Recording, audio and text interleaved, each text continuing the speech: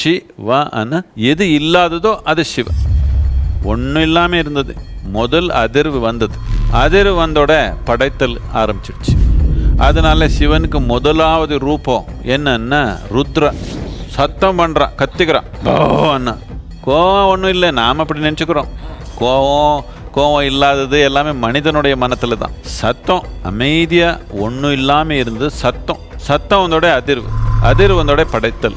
சும்மா ஒரு ஆர்ப்பாட்டமான ஒரு சத்தத்துலேருந்து பலவிதமான சத்தங்கள் வந்துடுச்சு. அப்படின்னா பலவிதமான அதிர்வுகள் வந்துடுச்சு. பலவிதமான அதிர்வுகள் வந்துடுச்சுன்னா பலவிதமான உருவங்கள் வந்துடுச்சு. இதுதான் படைத்தல். இதனால் படைத்தலுக்கு சத்தத்துக்கு ரொம்ப அடிப்படையான ஒரு தொடர்பு இருக்குது.